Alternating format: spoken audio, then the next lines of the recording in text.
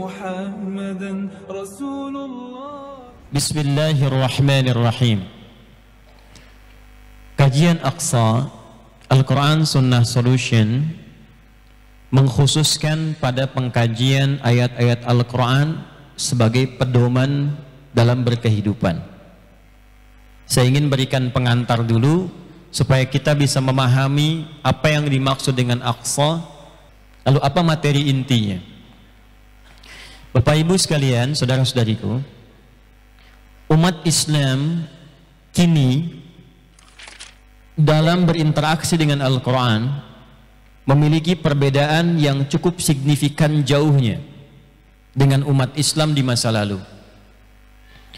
Umat Islam di masa lalu berinteraksi dengan Al-Quran untuk menjadikan Al-Quran itu sebagai pedoman dalam berkehidupan.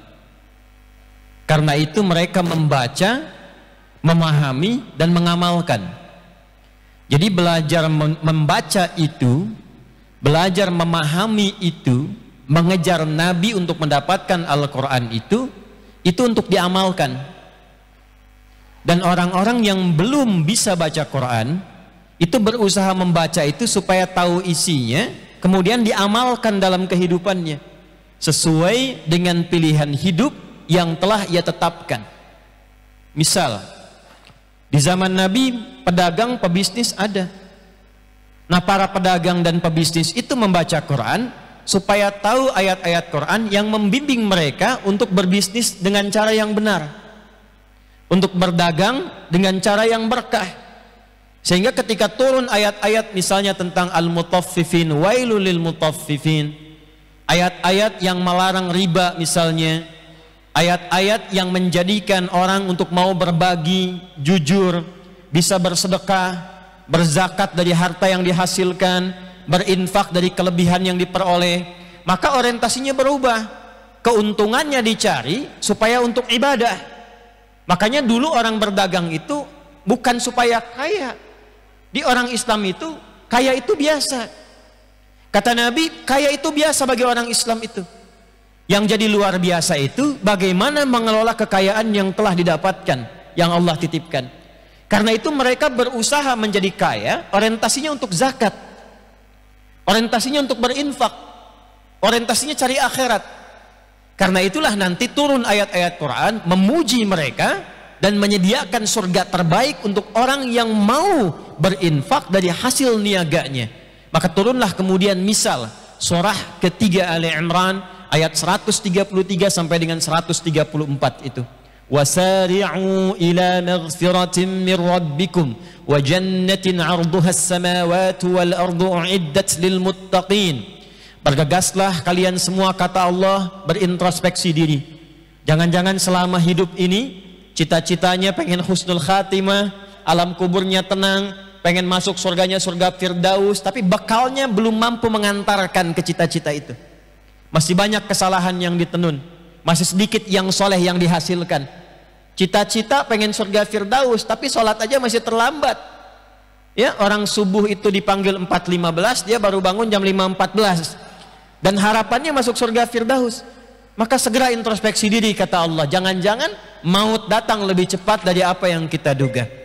Orang yang mampu menyadari keadaan dirinya, berintrospeksi dan menyiapkan bekal untuk pulang, dimotivasi oleh Allah. Wa jannatin 'arduha as-samawati wal ardu u'iddat lil muttaqin. Dan berharaplah nanti pulang kembali kepada Allah, punya tempat pulang yang indah, nyaman, bahkan disiapkan seluas langit dan bumi. Tadi saya di jalan dari bandara menuju ke sini, saya lihat kanan kiri banyak rumah yang besar-besar, luas, bagus. Tapi luasnya kan seukuran tertentu. Saya lihat tadi kurang lebih dekat-dekat ada yang 1000 meter persegi. Di surga itu ada yang disiapkan seluas langit dan bumi, seluas langit dan bumi. Silahkan mau maraton tuh nggak tahu ujungnya kemana tuh, ya. Mau olahraga, mau sepedaan, seluas langit dan bumi disediakan bagi orang takwa. Apa amalan takwa pertama di situ? Itu ternyata yang disebutkan pertama itu bukan yang sholat, bukan yang puasa, bukan yang haji, bukan yang umrah. Amalan harta. Alladzina yunfiquna fis sarra wad dharra. orang-orang yang gemar berbagi. Bagaimana dia bisa berbagi kalau tidak ada yang dibagikan? Makanya ayat itu dibaca, dipahami, diamalkan. Muncullah kemudian sosok-sosok seperti Utsman bin Affan radhiyallahu taala anhu, Abdurrahman bin Auf radhiyallahu taala anhu, Tamim Ad-Dari radhiyallahu taala anhu.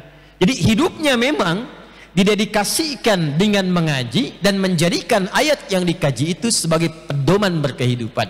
Jadi belajar Quran mengaji itu untuk paham itu supaya jadi pedoman itu menghasilkan keberkahan dalam kehidupan di 3 alam, dunia, kubur, sampai ke akhirat. Demikianlah para sahabat dulu berinteraksi dengan Al-Quran. Apakah ada yang di militer? Ada. 38 jadi panglima. Nabi punya 12.000 sahabat, 38-nya panglima. Siapa yang tidak mengetahui sejarah Khalid bin Walid radhiyallahu taala anhu? Ya, Abu Ubaidah bin Al-Jarrah. Siapa yang tidak kenal dengan Umar bin Khattab sirahnya radhiyallahu taala anhu? Di diplomasi ada siapa lagi? Amr bin As. Amr bin As sejak masuk Islam radhiyallahu taala anhu, sepeninggal Nabi saking hebat diplomasinya, tidak pernah singgah di satu tempat kecuali tempat itu penduduknya menjadi muslim plus maju dan tercerahkan. Jadi terbuka suasananya, langsung hebat. Jadi suasana kota yang maju. Beliau itu dulu pernah ekspedisi dari Afrika Utara, dari Mesir ke Libya. Di antara rombongan yang ikut beliau nanti ada salah satu tukang cukurnya Nabi, Halakun Nabi sallallahu alaihi wasallam, yang nanti wafatnya di wilayah Tripoli kuburannya. Dari Libya ke Tunisia, ke Maroko, Aljazair sampai ke Syam. Syam itu 4 negara sekarang. Yordania, Libanon, Syria, Palestina.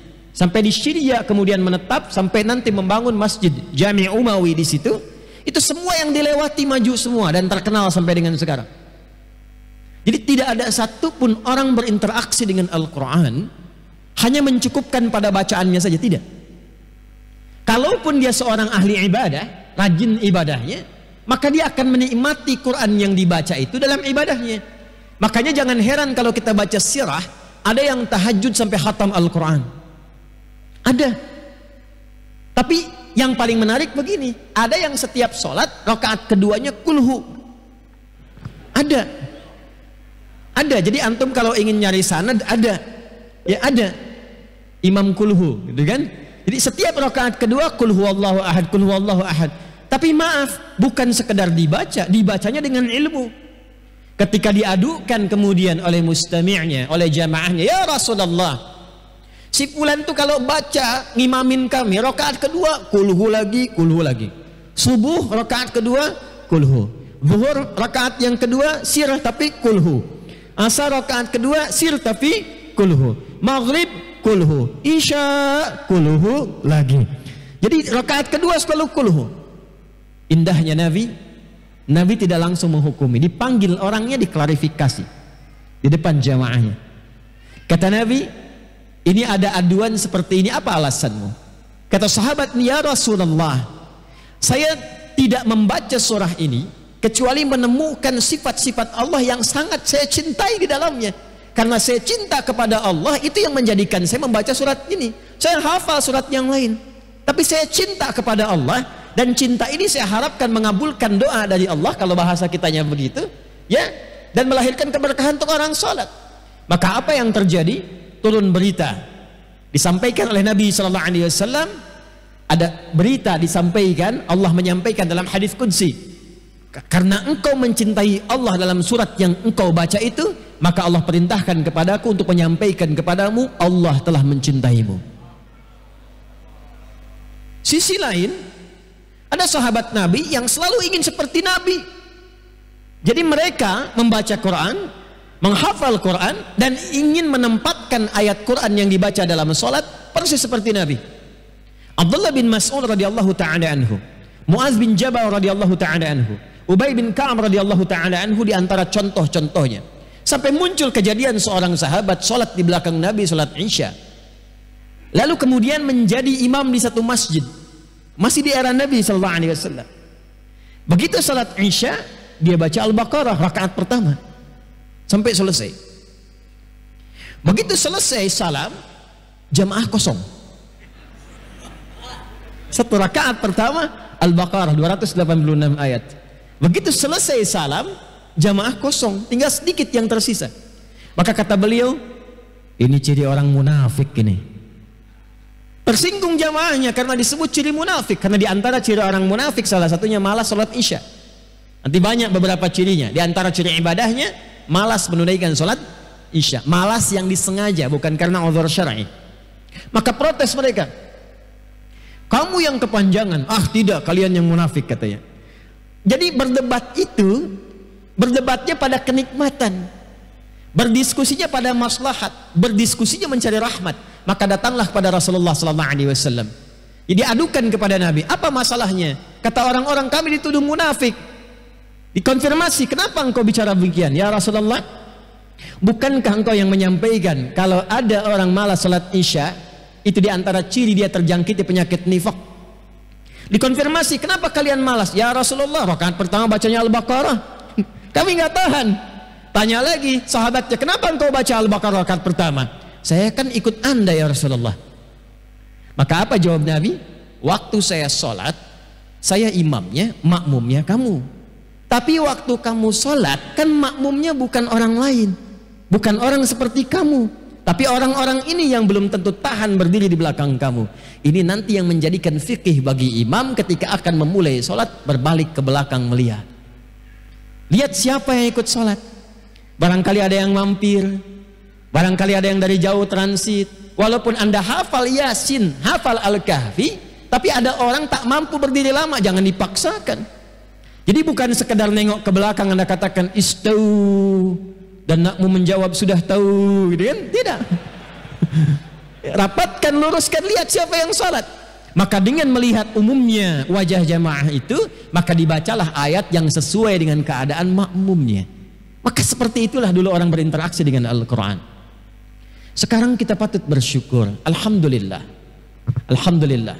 Yang senang Quran banyak. Rumah Quran sekarang banyak. Yang mengaji banyak. Yang ikut tajwid banyak. Yang ikut tahsin banyak. Tapi pertanyaannya, dari semua dan sekian Quran yang telah kita khatamkan, tahsinkan, tajwidkan, berapa yang telah kita jadikan sebagai pedoman berkehidupan? Ini saya lihat wajah-wajah anda punya profesi yang beda-beda. Ada yang mahasiswa. Anda dari sekian mengaji, menghatamkan Al-Quran sebagai mahasiswa, berapa ayat-ayat tentang ilmu dan tentang belajar yang pernah anda keluarkan dan anda ikuti? Padahal ketika itu dikeluarkan akan melahirkan pedoman menuntut ilmu yang menghasilkan tipikal manusia yang sangat luar biasa. Dari mengingat saja, perkara mengingat tentang memori, itu akan muncul kualifikasi yang kelima dari 4 itu. Kan 4 itu yang pertama cepat ingat lambat lupa, yang kedua cepat ingat cepat lupa, yang ketiga lambat ingat lambat lupa, yang musibah lambat ingat cepat lupa. Saya terangkan ingatnya lambat, begitu mau akhir kajian baru ingat, keluar masjid lupa. Nah ini nanti orang-orang yang mengeluarkan metode ini, pedoman ini, akan lahirlah generasi manusia yang kelima. Cepat ingat, sulit lupa. Bukan lambat, sulit. Jadi bukan mau ingat, mau lupa susah. Biasanya kan yang begitu utang ya. Utang itu kan susah ya. Ini mau lupa susah. Karena itu kalau anda mau cek silahkan. Al-Kindi, Al-Farabi, Ibn Sina, Al-Ghazali, Al-Khawarizmi, Al-Battani, semua memulai dari apa? Quran. Baca biografinya.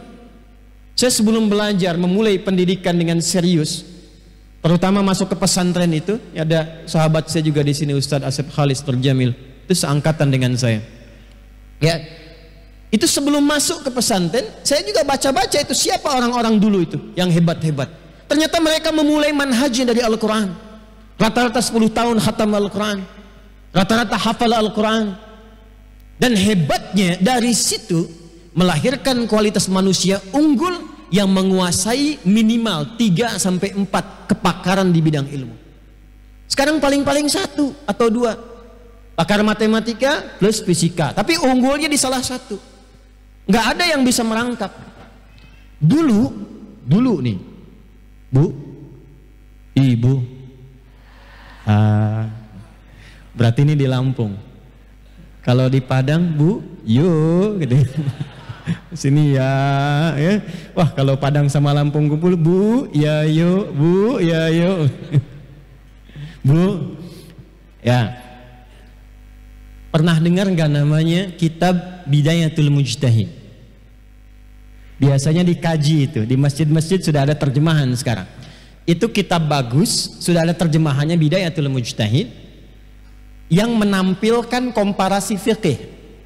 Komparasi fikih itu maksudnya begini, kalau kita mau sholat misalnya, misal ya, ada yang bismillahnya disirkan, dijaharkan, dan gak baca sama sekali. Jalurnya mana dari Nabi sampai terhubung ke Nabi? Nanti diurutkan, ini yang dijaharkan yang ini, yang disirkan ini dalilnya, yang gak baca ini asalnya. Disambungkan sampai ke Nabi, lalu diterangkan kepada kita jalurnya sampai siapa yang praktekan.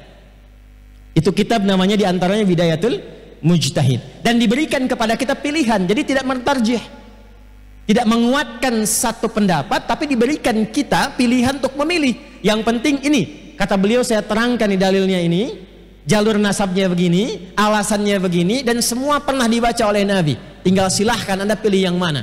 Dijaharkan ada dalilnya, disirkan ada dalilnya, tidak dibaca sama sekali ada dalilnya, dibaca dengan jahar rakaat pertama dan selanjutnya tidak dibaca lagi ada dalilnya. Yang tidak ada dalilnya, yang tidak sholat. Ya. Itu yang nulis namanya Ibnu Rushd. Siapa Ibnu Rushd ini? Beliau dikenalnya sebagai seorang pemikir dan dokter bedah. Di seorang dokter bedah, hafal Quran, tahu fiqih, tahu hadis, tahu tafsir. Dulu begitu. Dulu begitu. Jadi setiap orang yang berinteraksi dengan Quran, tujuannya adalah untuk menjadikan Quran sebagai pedoman hidup, dan membaca itu gerbangnya. Nah, kita saat ini berada dalam kehidupan yang cukup kompleks, dinamikanya banyak, dan memang kita butuh Quran karena cuman Quran solusinya bagi kita. Itu iman kita dipertaruhkan untuk statement itu. Quran saat diturunkan itu jelas Allah mengatakan tidak diturunkan Al-Quran di bulan Ramadan itu tujuannya kecuali untuk jadi pedoman bagi semua manusia dalam berkehidupan. Al-Baqarah ayat 185. Syahrul Ramadan alladzi unzila fihil Quran hudal linnas. Nak membaca bagus, dapat pahala. Tahsin tajwid bagus, meluruskan, membenarkan yang keliru, memperbagus bacaan-bacaan yang kurang baik. Tapi yang diinginkan dari Quran itu apa yang dibaca, itu yang diamalkan, itu yang dipraktekkan. Dan tidak pernah tercatat dalam sejarah ada orang berkehidupan berpedoman kepada Al-Quran kecuali satu, sukses hidupnya, kedua, maju apapun yang ia kerjakan. Kalau usaha dia maju, ya, maju itu bukan ada gedung di depannya bikin jongkok, bukan, ya. Pasti sukses. Abdurrahman bin Auf modalnya pakaian saja, belajar dari manajemen Quran, dibimbing oleh Nabi, cuma butuh waktu 2 tahun jadi orang nomor 3 paling kaya di Madinah. 3 tahun jadi orang nomor 1 paling kaya di Madinah. Itu urusan niaga.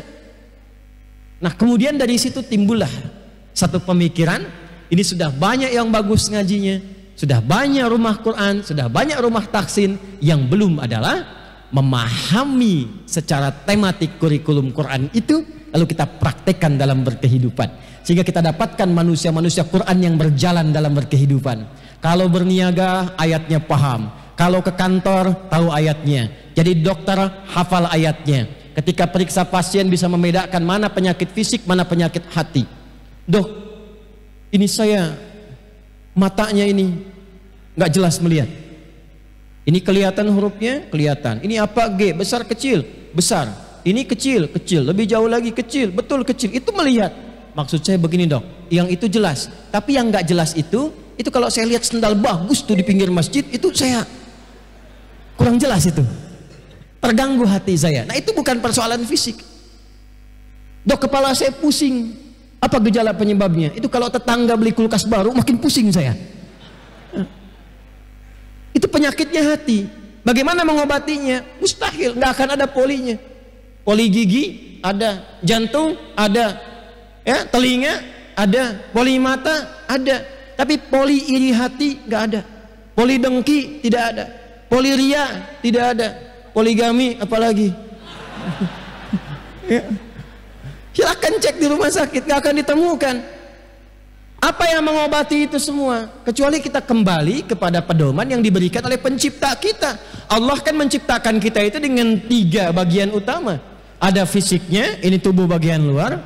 Ada akalnya yang mendorong dengan pengetahuan, menggerakkan tubuh kita dengan pengetahuan. Kemudian ada kolbunya, roh, ya, yang memberikan perintah kepada akal dan bagian tubuh kita. Jadi kalau kita hanya sibuk menata bagian satu di antara 3 ini, maka tidak akan terjadi kekuatan yang paripurna dalam menjalani berkehidupan. Itu sudah pernah diuji di era Nabi. Itulah sebabnya kenapa Nabi diutus di lingkungan yang paling terbelakang. Ada yang sudah pernah ke Mekah? Halo? Ada? Belum? Insyaallah kita doakan yang belum disegerakan ya. Allahumma taqabbal insyaallah. Bisa disegerakan ya insyaallah. Nabung?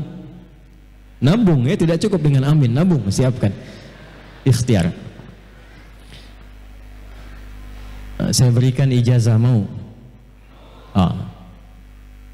Dawamkan Quran surah kedua Al-Baqarah untuk haji ya dan umrah. Ayat 196 sampai 203. Ayat 196 sampai 203. Tapi sambil nabung ya, nggak apa-apa, sedapat yang bisa kita keluarkan, nggak apa-apa. Sebulan 10.000 nggak apa-apa, tapi dawamkan dan niatkan untuk bertakarrub kepada Allah. Baca, jelas? Dah, itu saja dulu. Mekah dulu bukan Mekah yang sekarang. Madinah dulu bukan Madinah yang sekarang. Suasananya beda, jauh dari kemajuan. Maaf, semua bentuk kejahatan yang pernah ada di muka bumi kumpul di situ. Pembunuh ada, pezina, khatam, pemabuk, profesional. Dan saya pernah katakan, di zaman itu kalau pemula amatiran itu mabuknya 5 kali dalam sehari. 5 kali. Jadi kalau cuma 1-2 itu baru coba-coba. Pertanyaan terbesarnya sebelum kita masuk kepada waktu Isya, dan sudah masuk sekarang waktunya untuk adzan, pertanyaan besarnya adalah kenapa Allah tidak menurunkan tongkatnya Nabi Musa kepada Nabi Muhammad SAW, mu'jizatnya Nabi Isa, mu'jizatnya Nabi Ibrahim, tapi yang diturunkan Al-Quran dan merubah mereka semua dari jahiliyah menjadi khairul ummah. Ada apa rahasia di dalamnya, bagaimana cara mengambil pelajaran di dalamnya, dan ditemukan di mana kalau kita ingin memulai kajiannya. Itu kita akan teruskan setelah menunaikan sholat Isya berjamaah. Kita telah menunaikan sholat Isya berjamaah. Mudah-mudahan sholat yang telah kita tunaikan diterima oleh Allah Subhanahu wa Ta'ala. Dan juga kami menghimbau teman-teman yang terhubung dimanapun berada, baik di Indonesia ataupun di luar Indonesia, bila telah tiba waktu sholat, tinggalkan terlebih dahulu aktivitasnya dan tunaikan sholat, serta kita saling mendoakan untuk menguatkan dan menebarkan kebaikan di antara kita semua. Baik, kita sambungkan kembali. Dahulu orang belajar Al-Quran seperti tadi dikemukakan, ba'da maghrib menjelang Isya, memosisikan Al-Quran itu sebagai pedoman berkehidupan yang langsung difirmankan oleh Allah dan diperintahkan kepada Rasulullah SAW untuk, ingat ini kalimatnya, disampaikan dan diajarkan kepada umatnya. Ingat ya, bukan hanya disampaikan, tapi disampaikan dan diajarkan kepada umatnya. Al-Quran ini sudah viral sebelum kedatangan Nabi Muhammad SAW. Itu sudah viral tentang berita kedatangan nabinya dan berita tentang ayat-ayat yang akan dibawa dan diajarkan oleh beliau. Dari mana kita bisa mengetahui? Di antara bukti validnya adalah doa Nabi Ibrahim dan Nabi Ismail alaihi wassalam ketika tuntas meninggikan bangunan Ka'bah, lalu kemudian keduanya berdoa di dekat Ka'bah itu. Di antara sekian doa yang dipanjatkan nanti diabadikan di Quran surah kedua Al-Baqarah di ayat 129. Keduanya berdoa, A'udzubillahi minasyaitonirrajim. Bismillahirrahmanirrahim. Rabbana wab'ats fihim rasulan minhum. Nah, tidak sampai sini kalimatnya. Kalau sampai sini berarti yang diutus cuma rasulnya saja. Tapi selanjutnya yatlu alaihim ayatika. Yatlu alaihim, perhatikan kalimatnya, ayatika wa yu'allimuhumul kitaba wa yu'allim mengajarkan, wa yu'allim kalimatnya, ingat ya, wa yu'allimuhumul kitaba wal hikmah wa yuzakkihim innaka antal azizul hakim. Saya tadi ulang-ulang ingin menegaskan, bukan tidak hafal, tapi ingin menegaskan kalimat yang saya garis bawahi. Perhatikan kalimatnya, Rabbana wab'ats fihim.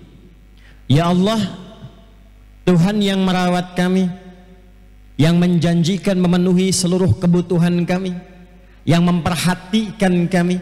Karena Rabb itu punya makna rububiyah. Rububiyah itu diantara maknanya nanti ada makna perawatan, pendidikan, pemenuhan kebutuhan, perhatian. Ya, itu kalimat pertama yang diperkenalkan oleh Allah sejak kita ada dalam kandungan, usia 4 bulan roh ditiupkan. Itu di Al-A'raf ayat 172. Wa idh akhadha rabbuka min bani adama min zuhurihim dzurriyyatahum wa ashhadahum ala anfusihim alastu bi rabbikum qalu bala syahidna. Di Rabb itu kalimat pertama, kata Allah, apakah engkau komitmen akan menjadikan aku sebagai Tuhan yang nanti akan merawatmu, memberikan kebutuhanmu, memaafkan kalau salah, mengampuni kalau berbuat dosa, menunjukkan jalan-jalan kebaikan. Lalu kita katakan, ya Allah, kami bersaksi, kami bersyahadat. Bala syahidna an taqulu yaumal qiyamati inna kunna an hadza ghafilin. Maka dengan kalimat itulah kita sering memohon, karena telah terjadi komitmen di antara kita. Kalau kita menuhankan Allah, kita menyembah Allah, nanti hak kita minta apapun sepanjang itu baik dan bermaslahat, Allah berjanji mengabulkan. Karena itu fikih doa itu begitu, kalau kita memohon itu pasti dikabulkan sepanjang permohonan itu ada maslahat untuk kehidupan kita. Itu ada di Quran surah kedua nanti ayat 186. Wa idza sa'alaka ibadi anni fa inni qarib ujibu da'watad da'i idza da'an. Kalau hambaku kapanpun berdoa, sepanjang isi doanya baik dan ada maslahat untuknya, kata Allah, aku kabulkan. Kalau dia belum siap sekarang, nanti tunda sejenak, aku berikan. Kalau tak cocok di dunia, aku berikan di akhirat. Sifat doa itu pasti dikabulkan. Tapi kapan itu dikabulkan? Falyastajibuli. Maka komitmen yang telah kita bangun dengan Allah dalam bersyahadat itu praktekan. Kalau benar menuhankan Allah, menuhankan dengan sempurna, minta kepadanya, penuhi haknya, tunaikan kewajiban kita, diminta salat, diminta jujur, diminta bakti pada orang tua, bakti, dikatakan jangan riba, dikatakan misalnya bangun hubungan baik, dikatakan jangan berselisih. Kalau ini diikuti kita minta, pasti dijawab. Hanya maksiat yang menghambat doa itu. Hanya maksiat. Ini gelas nih. Ya. Ini ada tutupnya. Ini kosong. Tuh. Ya tidak, saya menyampaikan sesungguhnya kan.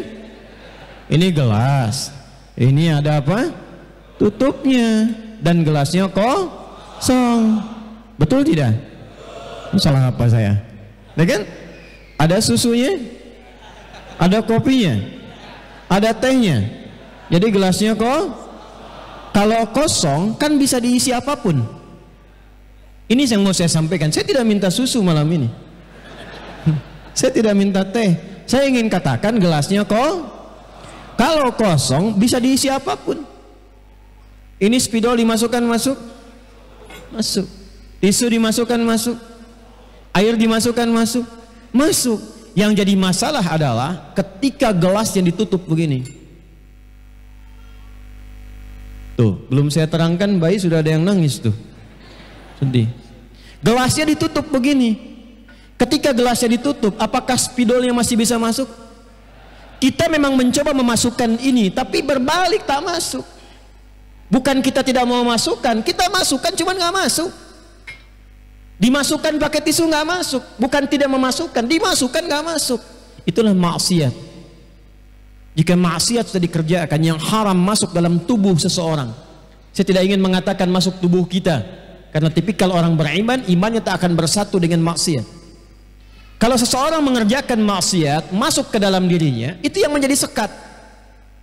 Bukan Allah tidak mengabulkan, dikabulkan tapi nggak masuk, balik, karena ada penghalangnya. ثم ذكر الرجل يطيل السفر أشعث أغبارا يمد يديه إلى السماء فقال يا رب فقال رسول الله صلى الله عليه وسلم أن يستجاب لذلك فمطعمه حرام مشربه حرام ملبسه حرام وغذي بحرام. Nabi mengisahkan tentang seorang lelaki menempuh perjalanan jauh yang diniatkan untuk ibadah itu mengabulkan doa. Mengabulkan doa, ingat, 2 kali lebih cepat dibandingkan dengan orang diam.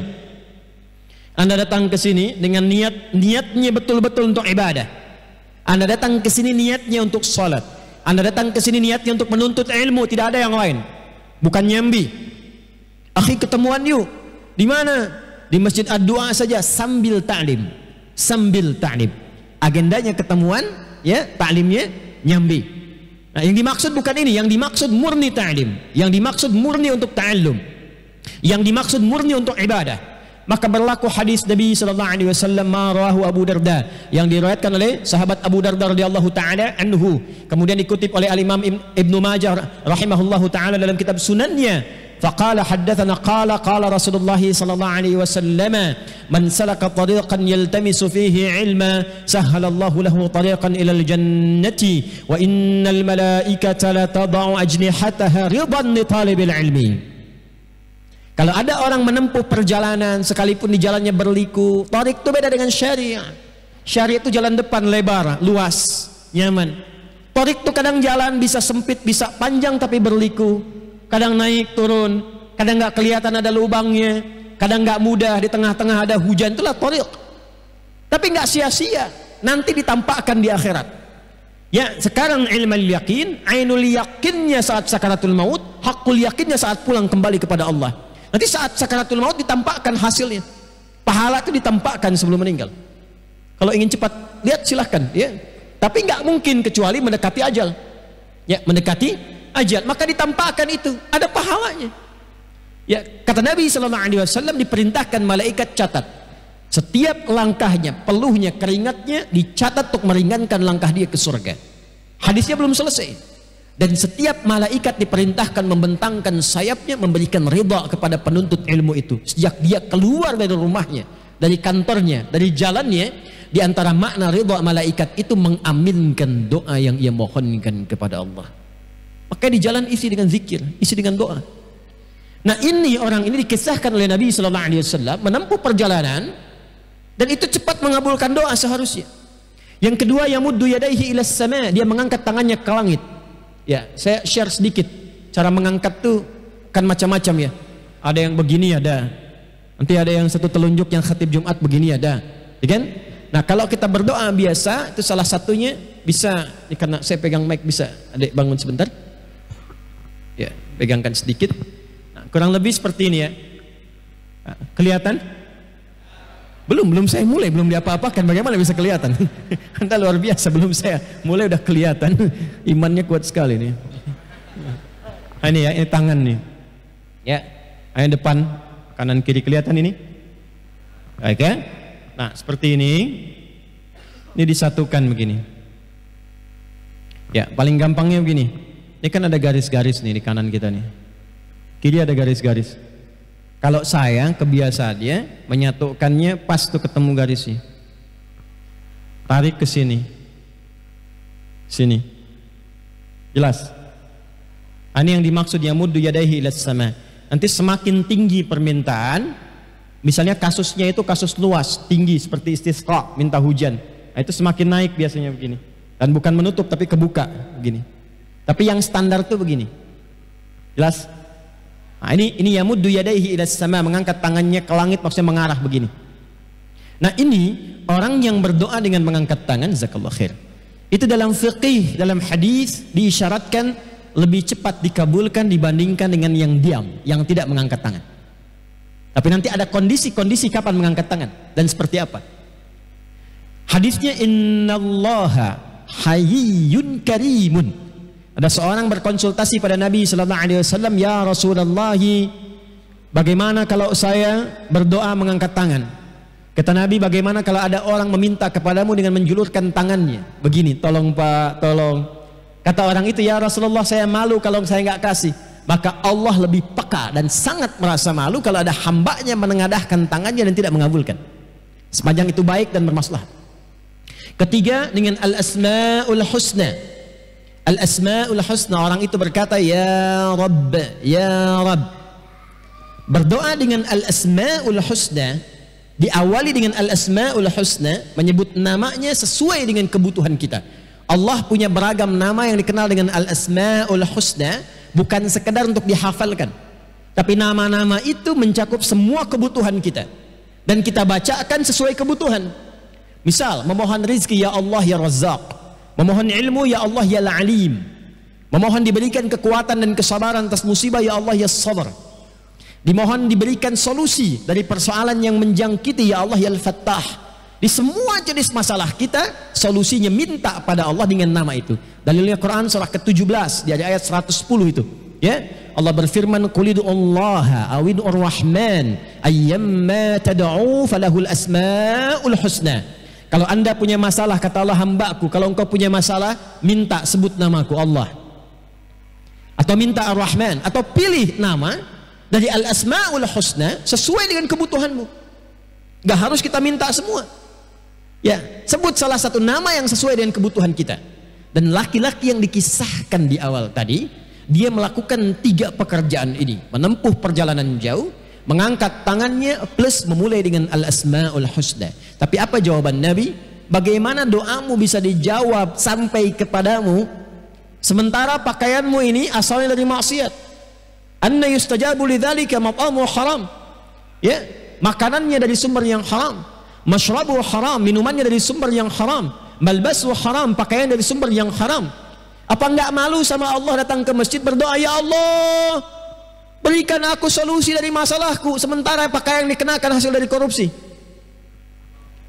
"Ya Allah, berikan aku hidayah," sementara di handphonenya terkumpul gambar-gambar yang tak pantas, video-video yang tidak layak dilihat. Apa enggak malu Anda sholat memasukkan handphone ke dalam saku, di dalamnya penuh dengan gambar maksiat? Bagaimana bisa dijawab doanya? Bagaimana bisa khusyuk sholatnya? Apa enggak malu datang kemudian kepada Allah menggunakan kendaraan hasil dari yang dilarang? Itu yang kemudian menghambat keberkahan itu datang. Itu yang menjadikan nafsu berpetualang. Itu yang menjadikan enggak pernah cukup. Dapat uang enggak cukup, punya sepeda pengen motor, punya motor pengen mobil, punya mobil pengen pesawat, harta masih banyak pengen ini, pengen itu, enggak ada yang kepake. Kalau dinikmati dengan cara yang benar, dirasakan, ada kemuliaan didapatkan, ada keberkahan dirasakan, itu yang manfaat. Tapi hati-hati, kalau di lemari Anda pulang dari sini dicek banyak pakaian dan bahkan belum pernah digunakan untuk ibadah. Yang ini belum pernah dipakai sholat, sudah pengen pakai pakaian yang lain. Itu motor yang di luar banyak itu, sudah pernah belum dipakai ke masjid? Sudah pernah dipakai ke majelis ilmu? Berapa kali? Itu sepeda yang Anda koleksi di rumah, pulang ke rumah cek, yang sering dipakai di kesempatan pagi, bahkan sejak selesai sholat subuh, pernah nggak dipakai ke masjid? Jangan-jangan ke masjidnya jalan kaki, sepedanya pakai sepeda. Halo? Hah? Kan dihisab. Kan dihisab. Ya tidak salah, cuma dihisab. Ini yang menghambat. Maka seperti itu, ini gelas kosong tertutup. Kata Nabi, "Anna yustajabu lidzalik," bukan nggak dijawab. Dikasih mental. Maka buka dulu ini maksiatnya. Buka dulu. Kalau dibuka baru masuk lagi. Maka Nabi diutus untuk mengajarkan kepada kita bagaimana membuka semua sekat-sekat itu. Susah ingat, dibuka sekatnya. Apa yang menyebabkan sering lupa? Apa yang menyebabkan nggak ingat-ingat? Rizki kenapa nggak terbuka? Padahal kan Allah sudah sediakan dan tidak akan pernah kita kekurangan rizki, gitu kan? Kenapa merasakan susah? Kenapa merasa nggak tenang? Kaya tapi nggak pernah tenang, kenapa? Hah? Pilih mana? Kaya tapi gelisah atau miskin tapi tenang? Ayo. Tapi kan sekarang banyak didapati kaya tapi nggak tenang-tenang. Ya, kenapa masih bisa korupsi? Karena nggak tenang dengan apa yang didapatkan. Kenapa masih bisa menipu? Karena nggak tenang. Kenapa masih bisa berkelahi? Padahal kan orang kaya semua. Kenapa masih mencelakai? Padahal bisnis hartanya sudah banyak. Kenapa? Karena ada sesuatu yang tidak tepat dilakukan. Kita butuh Al-Quran. Kita butuh pedoman. Karena orang dulu itu kayanya luar biasa. Tapi mereka menikmati kehidupannya. Dan yang paling membahagiakan adalah hidupnya terhormat, jasanya dikenang, asetnya masih ada sampai saat ini, dan jaminannya dari lisan Nabi surga. Dan kayaknya level ketiga. Level ketiga, tiga itu kan tertinggi. Yang standar itu kan kaya. Naik di atas itu kaya banget. Yang ketiga, kebangetan kayanya. Kaya banget, kebangetan kayanya. Uthman bin Affan kenal? Ayo kenal. Saya terakhir kemarin waktu berangkat umrah itu, hotelnya sudah jadi. Hotelnya jadi di Madinah itu. Tulisannya wakaf Uthman bin Affan radhiyallahu taala anhu. Wakafnya Uthman, kapan wakafnya? 15 abad yang lalu, punya hotel sekarang. Ya. Itu dari barokah apa? Membeli sumur, membeli kebun, lalu diwakafkan, masyarakat bisa menikmati abadi. Sampai sekarang tertulis namanya hotelnya Uthman. Dan beliau menantu Nabi, kaya, jadi pemimpin, masuk surga. Ya, ada orang kaya enggak, ya kan? Sahabat Nabi bukan, menantu Nabi jauh, ya kan? Berharap surga Firdaus, ya, tapi kehidupan jauh gitu. Ya, saya nggak bisa mengungkapkan, saya nggak punya kosakata yang aneh-aneh gitu ya. Tapi intinya cita-cita masuk surga, tapi perilaku dan bekal jauh dari itu. Ya, bagaimana bisa tercapai? Maka kita butuh petunjuknya seperti apa. Karena Quran itu abadi dan dijamin sampai sekarang. Allah yang menjamin kok. Semua petunjuknya di setiap zaman pasti dibutuhkan, dan gak akan pernah kita keluar dari semua bimbingan itu. Makanya Allah jaga satu-satunya kitab di muka bumi yang terjaga dari mulai bacaannya, hurufnya, gak pernah tertukar ayatnya, titiknya sampai detik ini dari segi bacaannya, cuma Al-Quran. Silahkan cek Al-Baqarah ayat pertama apa? Alif Lam Mim. Dari zaman Abu Jahal sampai abu-abu yang sekarang dibacanya tetap sama. Tetap sama. Alif Lam Mim, Alif Lam Mim. Dulu belum ada harakat. Bukankah dulu ada Alam Nashrah ya? Lakas Sadrak. Tulisannya kan Alif Lam dengan Mim juga kan? Tapi nggak pernah ketukar sampai sekarang. Alam Nashrah, Alam Nashrah, Alam, Alam, Alif Lam Mim, Alif Lam Mim.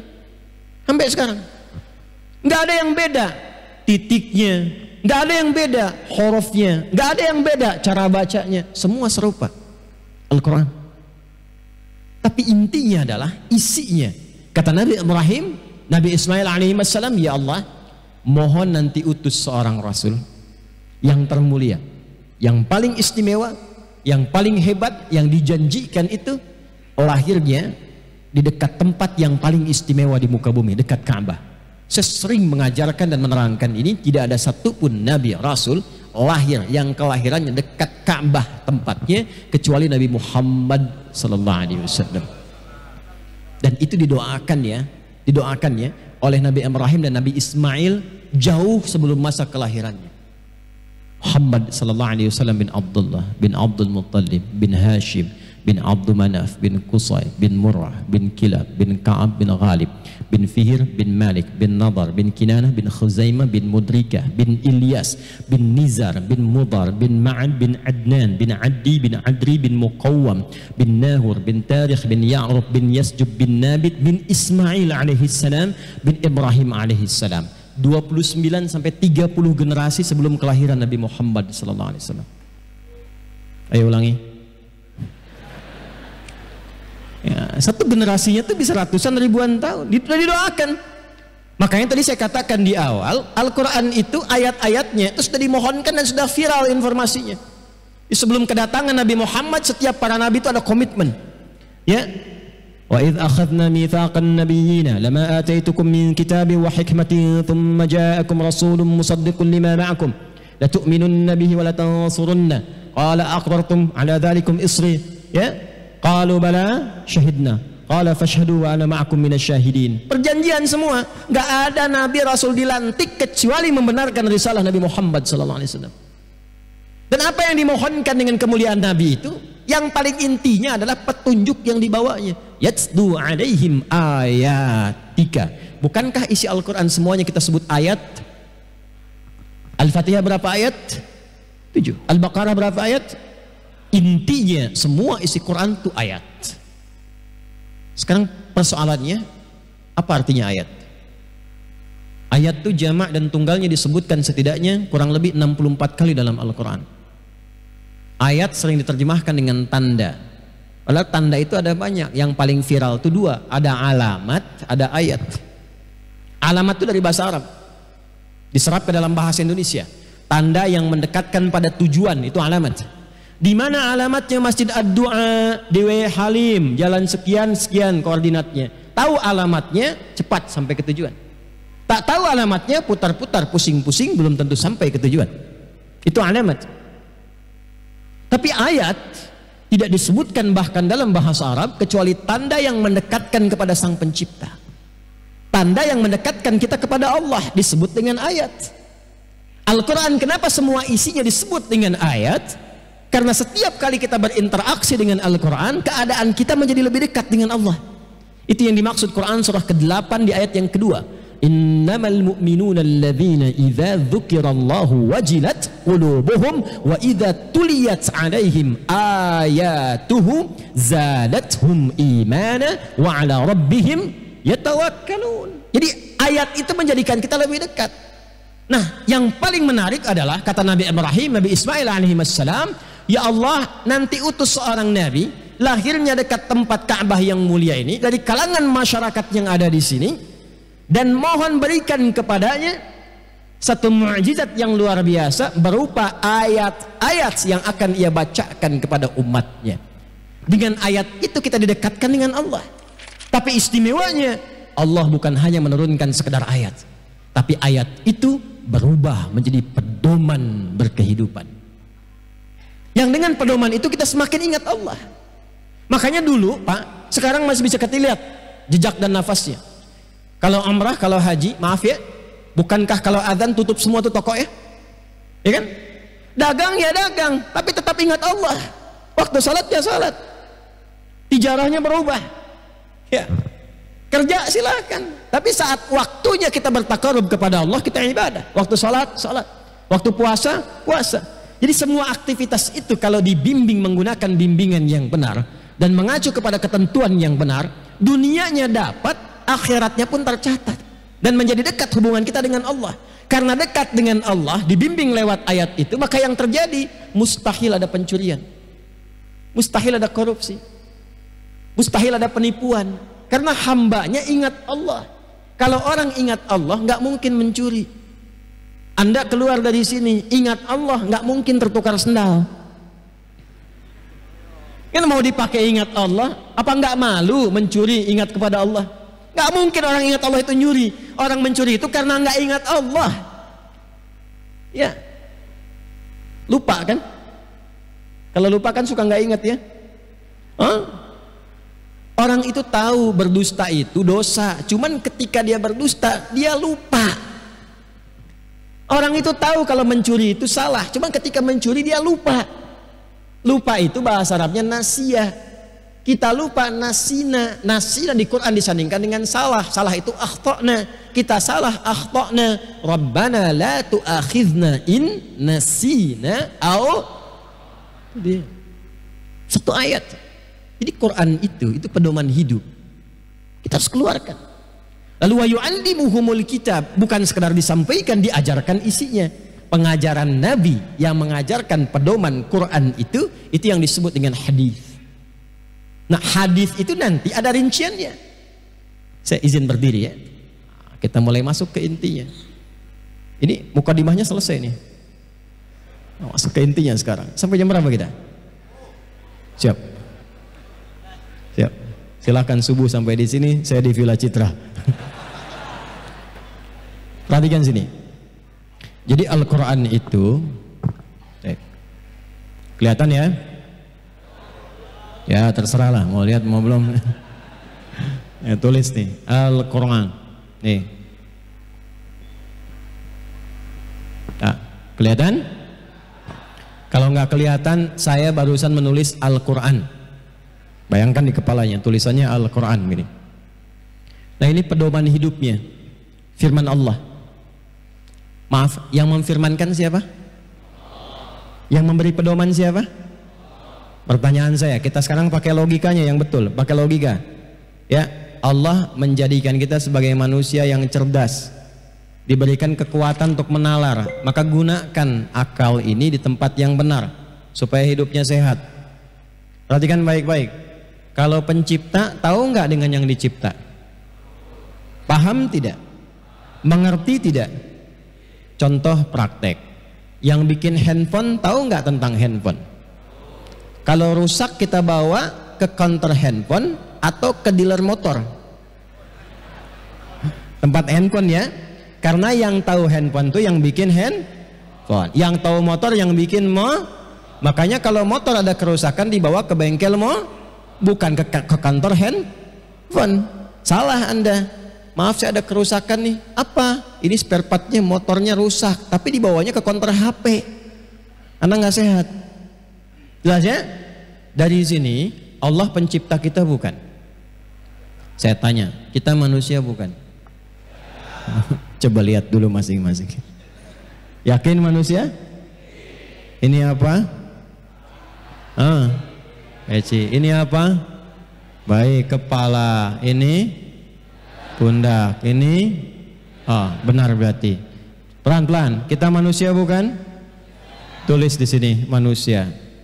Ini pelan-pelan kita gunakan logika kita dengan benar. Siapa pencipta kita? Yakin? Baik. Nanti bab akidah juga dirinci. Islam itu agama penuh ilmu. Kenapa Tuhannya harus Allah? Dirinci. Nanti ada dialognya, ada silogismenya, diterangkan. Ya, kenapa mesti paham dengan akalnya? Kenapa Anda pilih Allah bukan yang lain? Itu ada jawabannya termasuk di Quran. Kenapa Tuhan itu mesti satu? Ini dalam keyakinan umat Islam ya, tapi didialogkan supaya kita yakin. Ya, kenapa namanya Allah bukan yang lain? Dari mana datangnya nama Allah? Ada spesifik. Secara singkat kita yakin Tuhan kita siapa? Allah. Jadi pencipta kita siapa? Pertanyaannya, tadi kan kita di awal sudah kita komitmen tegaskan, yang mencipta pasti sangat tahu dengan yang diciptakan kan? Konsekuensi dari pernyataan ini, Allah pasti tahu tentang kita kan? Tentang hidup kita, tentang masalah kita, dengan kalau sudah begitu, kenapa Kak punya masalah curhatnya kepada Allah? Kenapa curhatnya di media sosial? Punya masalah rumah tangga, curhatnya bukan ke Allah, curhatnya di IG. Aku tak menyangka dia seperti itu. Nyangka tuh. Setelah sekian lama berumah tangga ditulisin, nungguin komen. Ya. Tulis dari Lampung, nungguin komen, ambil masak, dicek lagi, cek lagi. Ini apa? Gak menyelesaikan masalah. Innama ashku bathi wa khuzni ilau. Jadi yang mengetahui ini Allah. Yang tahu kita Allah. Yang tahu hidup kita Allah. Sebelum dicipta, saat beraktivitas, sampai kita wafat, sampai pulang kemana. Antum tuh di sini mau ngapain sih? Ini saya tanya nih, saya tanya. Meninggal gak? Meninggal gak? Tuh, meninggal tuh. Meninggal. Tuh, meninggal. Kita yakin kita pasti akan pulang. Pertanyaannya, setelah meninggal tuh kemana? Apa yang dilakukan? Ada apa? Terus di sini selama ini ngapain? Kalau mau meninggalkan dunia, kan mau ditinggalkan. Bekalnya apa? Masa kita mengerjakan sesuatu di tempat yang akan kita tinggalkan, tapi nggak punya bekal ke tempat yang akan kita kunjungi? Antum dari Lampung mau ke Palembang, dari sini mau ke Palembang, mungkin nggak berangkat ke Palembang tanpa bekal? Mungkin nggak? Mungkin. Mungkin berkehidupan di sana kalau nggak ada bekal? Nggak mungkin. Orang kalau mau bepergian pasti nyiapkan bekalnya. Anda kan yang ada di sini nggak dari satu tempat. Dari Lampungnya mungkin beda-beda. Ada yang dari Metro, ada yang dari Damar, ada yang dari Natar, ada yang dari macam-macam. Boleh jadi juga mungkin ada yang dari luar kota datang ke sini. Nggak mungkin Anda ke sini kalau nggak ada bekal. Mustahil. Nah, kita diminta berpikir cerdas. Kita kan akan meninggalkan dunia ini. Bekal apa yang dibawa ke tempat yang akan kita kunjungi? Tapi bersyukurnya sebagai muslim, di Islam itu paling komplit. Setelah meninggal dunia dijelaskan, cara meninggalnya dijelaskan, pilihan mau yang menenangkan atau mau yang tegang disampaikan, pindahnya kemana dijelaskan, tempatnya namanya kubur, sifatnya barzah, afala ya'lamu idza bu'thira ma fil, suasananya seperti apa. Nggak ada satupun kitab suci yang merinci keterangan di setiap alam kecuali Al-Quran. Silahkan cek, ini menunjukkan bahwa Al-Quran bukan buatan manusia. Al-Quran itu firman. Yang berfirman siapa? Allah. Kenapa difirmankan? Secara singkat adalah, ini pedoman hidup kita ada di sini. Lalu dipilih Nabi Muhammad SAW, diutus Muhammad SAW sampaikan pedoman hidup ini. Dipilihlah Nabi Rasulullah SAW, Muhammad SAW.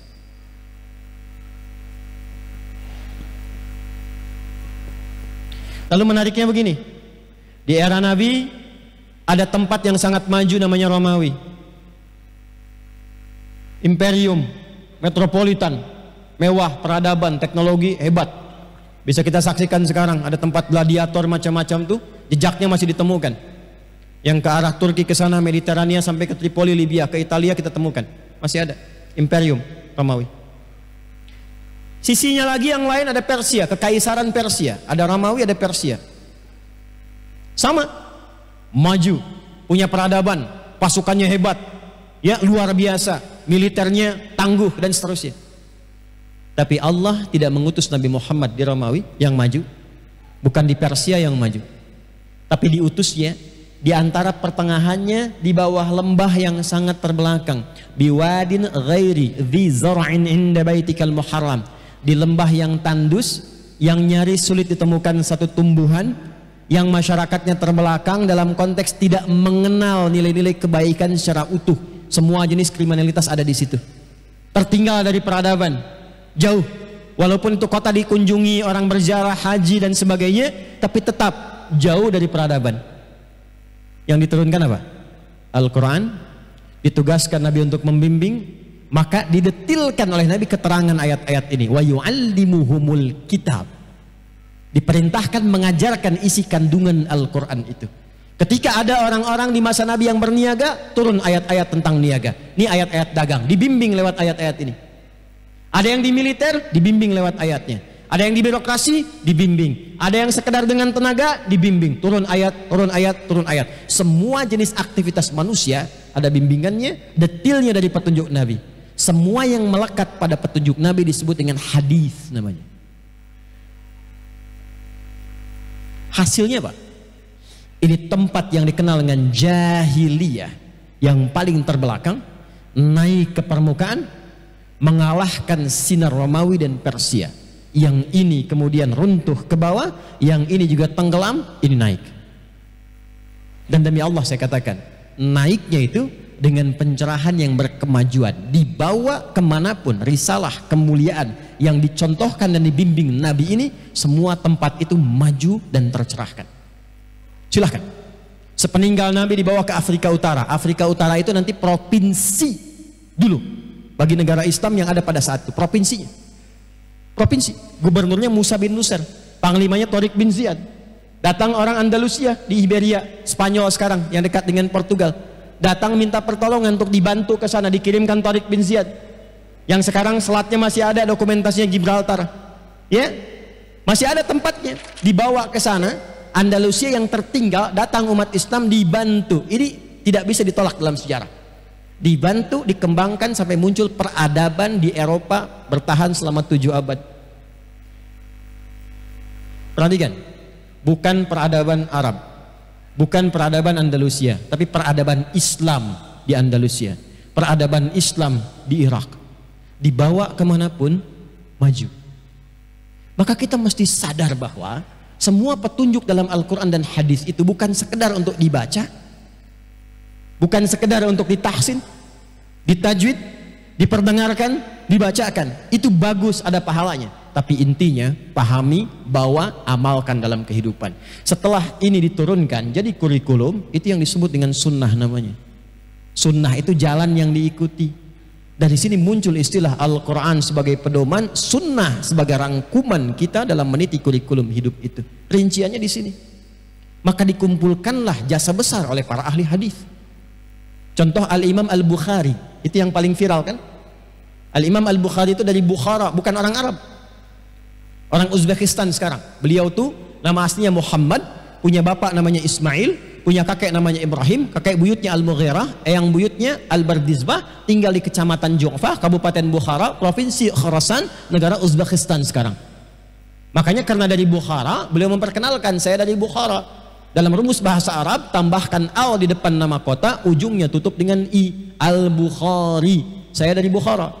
Jadi beliau memperkenalkan diri, saya bukan dari Arab, saya dari Bukhara, Islam telah sampai ke tempat saya dan memotivasi saya untuk belajar sampai datang saya ke sini. Makanya dulu orang dari luar itu memperkenalkan lebih banyak dengan nama daerahnya. Ada Syekh Yasin dari Padang, dia memperkenalkan diri beliau, Ana Yasin Al-Padangi, Islam telah sampai ke Padang dan mengantarkan saya ke sini. Ada Syekh Nawawi dari Banten, Syekh Nawawi Al-Bantani, ya, nanti ada Pak Sabil tuh, ketua DKM Ad-Du'a, ya, datang misalnya ke Mekah, Ana Sabil Al-Waihalimi Al-Lampungi Al-Masjid Ad-Du'ai, Al-Ketua DKMI gitu ya. Misal diperkenalkan itu, jadi semua orang berkenalan tahu, oh ada yang dari sini, dari Jawa, dari Sumatera, dari Palembang, dari macam-macam, dari negara A, B, C, D. Tapi yang paling menarik apa? Bukan hanya datang memperkenalkan, tapi membawa satu kebanggaan sebagai muslim. Al-Imam Al-Bukhari merumuskan kitab yang sangat populer, ditulis 16 tahun demi merumuskan ini semua. 16 tahun, ditulis mulai di Mekah, berakhir di Masjid Nabi Al-Madinah Al-Munawwarah. Nama kitabnya Al-Jami As-Sahih Al-Musnad Al-Mukhtasar min umuri Rasulullah sallallahu alaihi wasallam wa sunanihi wa ayyamih. Al-Jami As-Sahih Al-Musnad Al-Mukhtasar min umuri Rasulullah sallallahu alaihi wasallam wa sunanihi wa ayyamih. Ayo ulangi. Karena kepanjangan kita singkatlah dengan nama Sahih Al-Bukhari. Tapi nama aslinya Al-Jami'. Jami itu jenis kitab hadis yang menghimpun banyak tema, banyak topik. Ternyata beliau mengumpulkan ayat-ayat Quran dan hadis-hadis Nabi Muhammad SAW. Dibuatlah kemudian diklasifikasikan jadi 97 topik. Begitu Pak cara berinteraksinya ngaji hadisnya Pak. Di situ tuh ada 97 tema. Nah, tema ini dibuat sebagai kurikulum kehidupan. 97 topik. Kata beliau, Al-Jami As-Sahih, isinya telah saya cek tersambung benar. Musnad tersambung kepada Nabi sallallahu alaihi wasallam. Al-Mukhtasar, saya enggak bertele-tele kata beliau. Yang beliau turunkan di setiap ngaji kitab itu kita temukan ayat Qur'annya apa? Ayatnya dulu. Ya, setelah itu hadisnya. Kalau diperlukan penjelasan dijelaskan sekilas. Kitab Badul Wahyi yang pertamanya, kitab tentang turunnya wahyu. Dari mana taunya Nabi Muhammad itu seorang nabi, buktinya apa? Dibahas dulu. Itu jenius beliau. Sebelum kita membahas 96 topik yang lainnya, harus yakin dulu Nabi Muhammad itu seorang nabi. Dari mana taunya beliau nabi? Apa buktinya seorang nabi itu? Tandanya apa? Sehingga nanti tidak diklaim bahwa ini hanya rekayasa semata. Dan setiap orang bisa mengklaim dirinya nabi. Standarnya apa? Maka bagian pertama dibuat tentang kitab Badul Wahyi, tentang standar awal wahyu untuk memberikan tanda standar kenabian. Jadi kalau ada yang ngaku-ngaku nabi di era kapanpun sampai kekinian pun, cek dengan parameter ini. Cek ukurannya dengan ini. Kalau sesuai dengan ini, Nabi. Tapi kalau nggak sesuai, nggak mungkin Nabi, dan nggak akan pernah ada yang sesuai dengan tanda-tanda ini. Karena ketika Nabi Muhammad SAW meninggal dunia, maka statusnya sudah khatamin nabiyyin, kata Nabi, la nabiyya ba'di. 2, kitabul iman. Kitab tentang iman. Pernah merasakan iman naik turun? Halo, pernah naik turun? Baik, kalau sedang naik semangat sholatnya ya? Semangat tahajudnya ya? Belum adzan subuh sudah bangun ya? Halo? Belum sholat subuh sudah sholat ya? Iya.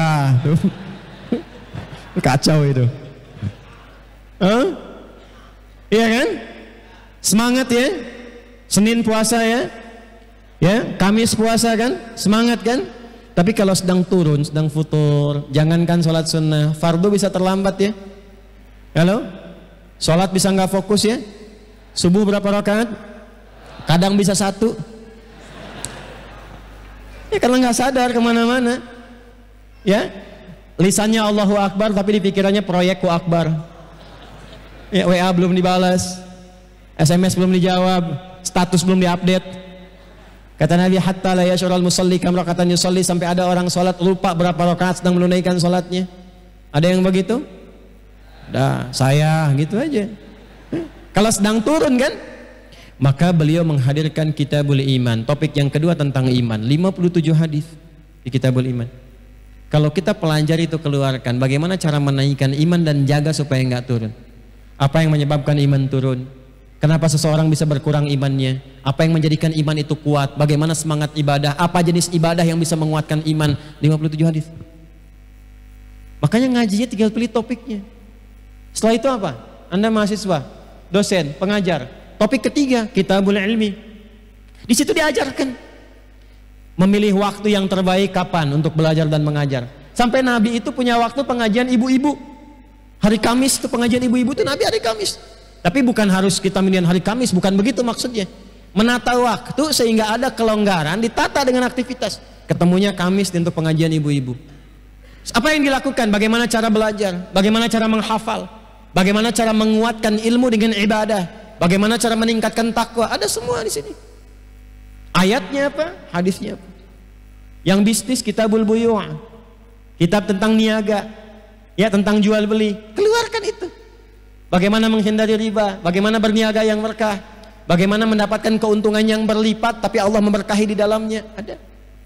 Semua sukses. Dan ini dari mulai kehidupan sampai alam kubur sampai kembali pada Allah Subhanahu wa taala, 97 topik. Nah, kita tuh seperti ini harusnya. Dan demi Allah saya katakan, tidak ditemukan masalah apapun di setiap zaman dan generasi kecuali jawabannya selalu ditemukan di sini. Al-Qur'an, Sunnah. Al-Qur'an, Sunnah. Itulah yang diajarkan para ulama kita. Maka Quran itu solusi, Sunnah itu solusi. Kalau digabungkan Al-Quran itu solusi, maka kita temukan Aqsa, Al-Quran, Sunnah, solution. Jelas sampai sini? Nah, dari situlah kemudian kita ingin menebarkan spirit ini ke setiap tempat minimal yang bisa kita pijak setidaknya di negara kesatuan Republik Indonesia ini. Jadi kita ingin datang mengingatkan lagi. Itulah kita adakan roadshow dari Aqsa, datang ke Lampung, datang ke Padang, Sumatera Barat. Insya Allah nanti kita akan ke Aceh, insya Allah ke Kalimantan. Yang tanya-tanya kalau saya mau ke Lampung, Kalimantan kapan, Aceh kapan? Sabar insya Allah, ada waktunya. Kami ingin ingatkan, nanti kita akan bangun kelas-kelas yang diintegrasikan. Insya Allah sebentar lagi di sini juga ada sekolah nanti insya Allah. Ya, diturunkan. Jadi saya tidak menginginkan Quran hanya ada di mushaf, Quran hanya ada di hafalan, bagus, ada pahalanya. Tapi kalau nggak pernah kita praktekkan dalam kehidupan, kita tidak akan merasakan nikmatnya menjadi manusia Qurani. Untuk itu, cara memulainya adalah kita mulai dari Al-Fatihah, bahas setiap ayatnya, dapatkan petunjuknya, bawa pulang dengan mengamalkannya. Siap? Nah, mari kita mulai dengan satu ayat saja malam hari ini. Mungkin kita bahas satu bagian saja. Ini baru kita mulai nih. Tadi mau mukadimah yang kedua. Ya, Anda minta sampai subuh sih. Enggak, kita batasi ya, paling maksimal 8:30 kita selesai dengan semua doa dan sebagainya. Paling maksimal. Ayat ke-26 kita sudah bahas dari Al-Fatihah sampai Al-Baqarah ayat 25 di pertemuan yang lalu dalam kajian Al-Quran Sunnah Solution. Mohon izin kalau saya datang ke Lampung lagi di waktu malam Jumat, maka berlaku hukum kajian Aqsa. Apa itu kajian Aqsa hukumnya? Yaitu setiap yang ikut kajian ini harus membaca dan menghafalkan ayat yang akan dikaji. Jadi kalau kita bahas ayat 25, nanti masuk ke sini kita sudah hafal ayat 25 itu satu ayat saja. Satu ayat saja. Siap? Ya. Nah, kalau Anda ke Bekasi, nanti di setiap pintu itu ada musyrif penjaga. Baru boleh masuk ke dalam setelah setoran ayat. Ya, kalau belum hafal boleh datang, tunggu di luar. Nah, itu untuk motivasi ya. Tapi kalau belum hafal juga boleh masuk, boleh. Disesuai dengan hafalan, kuat depan, ya. Hafalan agak belakang dikit. Untuk motivasi. Jadi kalau ditanya di yaumul hisab ada usahanya. Ada usahanya. Baik. A'udzubillahi minasyaitonirrajim. Bismillahirrahmanirrahim. Di tempat ini saya akan merangkum dulu ayat 1 sampai 25 dengan cepat. Setelah itu kita lihat diri kita posisinya ada di mana. Hadirin sekalian, dalam kita berkehidupan kita akan temukan 4 kualifikasi manusia. Ada berapa? 4 kualifikasi manusia berdasar keyakinannya pada Al-Quran sebagai petunjuk berkehidupan, plus berdasar karakter dalam menjalani kehidupan. 1, akan ada orang baik. Jadi Anda ketemu di kantor, baik. Jadi tetangga, baik. Jadi pasangan hidup, baik. Dan ini orang yang paling ideal. Jadi kalau berumah tangga berpasangan gak akan menyulitkan. Berteman akan terus mendampingi dalam suka dan duka dan membahagiakan. Jadi tetangga keberkahannya akan terasakan. Dan ini orang baik yang sejati. Nah, orang baik yang sejati ini oleh Allah disebut dengan kalangan takwa. Orang-orang yang bertakwa. Ini golongan pertama. Dzalikal kitabu la raiba fi hudal lil muttaqin. Apa ciri orang baik ini yang menghasilkan kemuliaan tadi? Ya, orang-orang ini standar pertamanya adalah beriman. Alladzina yu'minuna bil ghaib. Jadi kalau Anda ingin mencari pasangan, Anda ingin berteman, Anda ingin cari tetangga, cari tempat untuk tinggal, pertama kali kalau ingin keadaan hidup itu menenangkan, jauh dari persoalan-persoalan yang menggelisahkan, maka cari orang yang beriman. Jelas? Nanti ada standarnya iman juga. Karena terkualifikasi nanti. Kalau sudah menemukan orang beriman, ini beriman nih, beriman. Maka lihat standarnya. Kapan disebut beriman? Wa yuqimunas shalah. Minimal dia bisa menjaga waktu sholat dengan sempurna yang fardu, yang pokok. Tulis begini bentuknya. Sholat tuh ada begini, alif, lam, shad, lam, alif, ta begini. Ada alif, lam, shad, lam, waw, kemudian alif, ta maftuhah begini. Ada alif, lam, shad, lam, waw, kemudian fathah tegak, ta begini. Kalau yang ini sekali sholat. Kadang-kadang alifnya diganti dengan waw, tapi bentuknya begini sholat. Kalau yang begini, alif, lam, shad, lam, waw, alif, ta, yang enggak melihat di papan tulis bisa dituliskan keterangan Al-Baqarah ayat 238. Quran surah kedua ayat 238, paling kanan sebelah atas di mushaf. Hafidhu 'alas sholawati. Bentuknya begini. Nah, ini yang dimaksud salat fardu, 5 waktu salat. Ya. Rumusnya 24 4 3 4. 2 subuh, 4 zuhur, 4 asar, 3 maghrib, 4 isya. Ini salat fardu. Kalau begini, alif, lam, shad, lam, waw, fathah tegak, ta begini. Ini artinya semua jenis salat yang mampu dikerjakan. Yang pokok yang fardunya 5, di luar yang ini pun masih bisa dilakukan. Tahajud, duha, salat mutlak, rawatib, itu maksudnya. Kalau Anda ingin menemukan teman sejati, teman yang baik, kata Al-Quran, pilih orang beriman yang dia menunaikan salat dengan baik, bukan sekedar menjaga fardunya, tapi juga menjaga salat-salat sunnah yang menyertainya. Kalau yang fardu kan standar. Tapi kalau Anda sudah menemukan orang rajin salat duha, rajin tahajud, rajin rawatibnya, itu bisa dipastikan tanda pertama kebaikan melekat pada diri. Dari pasangan, ada wajah-wajah yang kelihatan belum menikah, ya, Insya Allah ya, insya Allah ketemu jodohnya, dimudahkan, ya minimal sebelum kiamat 2 hari lah ya. Ya kan? Jadi statusnya saat meninggal sudah pernah menikah, sebelum kiamat kurang 2 hari, sehari lagi kan persiapan buat tobat ya. Itu kalau tahu, kalau enggak ya kita beramal sepenuhnya. Jelas? Baik. Kenapa nyambung ke situ itu? Salat, maka cari yang salat. Tetangga, cari tempat yang di situ semarak salatnya, dekat ke masjid. Ya, teman, cari pekerjaan yang tidak meninggalkan salat. Anda tuh aneh kadang-kadang. Anda kan pekerjaan mencari rizki, terus Anda yakin rizki itu dari Allah, tapi Anda cari pekerjaan yang menjauhkan Anda dari Allah, yang nggak nyambung, Joni. Itu gimana sih? Anda bekerja mencari rizki, rizki itu sumbernya dari Allah, gitu kan? Terus Anda cari pekerjaan yang tidak menyambungkan Anda dengan Allah, ya gimana dapat rahmat Allah? Itu yang menyebabkan kadang nggak berkah. Itu yang menyebabkan capek pekerjaannya, berangkat gelap, pulang gelap, ya. Bulan belum habis sudah habis gitu kan. Kerja lagi, ada yang banyak. Belum dimulai pekerjaan sudah ada omset. Tapi membuat diri dia tersiksa, tidur susah. Ya, kerja lagi, diskusi lagi, rapat lagi, yang sudah ada nggak ternikmati. Dan saya yang paling kadang-kadang kasihan, untuk sholat aja nggak mampu. Untuk baca Quran nggak punya waktu. Terus cita-citanya dahsyat, pengen ke surga Firdaus gitu.